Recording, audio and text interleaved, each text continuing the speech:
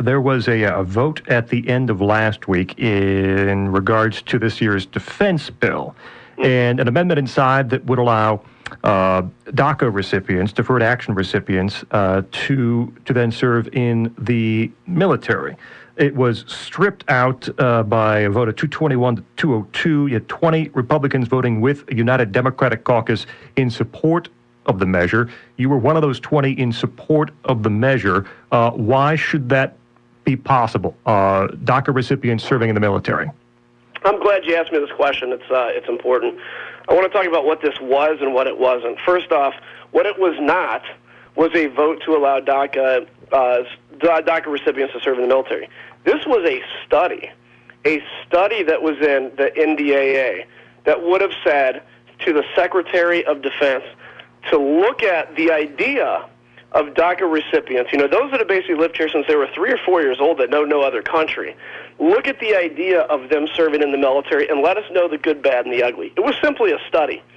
I think this amendment to strip this, frankly, came from a very ugly place in our party that won't even look at the idea of somebody that's 3 or 4 years old, when they were brought here, looking at the opportunity to say, I want to earn an opportunity to be a citizen of the United States. I want to earn that.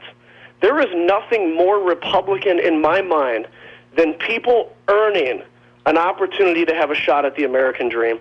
And so if somebody wants to stand up, like 660,000 people have since the beginning of the federal army, if somebody wants to stand up and say, I'm willing to defend a country I'm not a citizen of in order for an opportunity to become a citizen, then I absolutely support that. And the last thing I want to say is this, is if a DACA recipient goes to Afghanistan and is killed, they've been in this country since they were 3 years old, they want to earn citizenship, they go to Afghanistan and they are killed.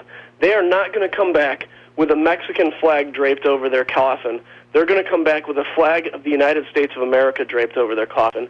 And if we as Republicans cannot get behind the idea of studying the merits of earning citizenship in this country by serving in the military, then that frankly frightens me, and I don't know what we can stand for that is more Republican than that.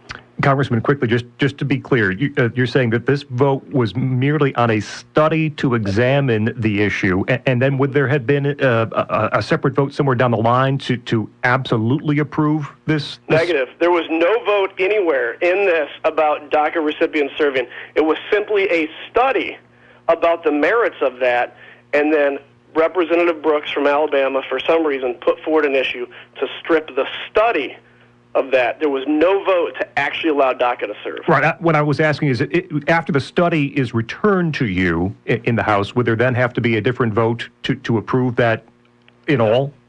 No. We would simply have the study, and then if somebody wanted to move forward on approving that, they could do it. But no, there was no automatic trigger or anything along that line.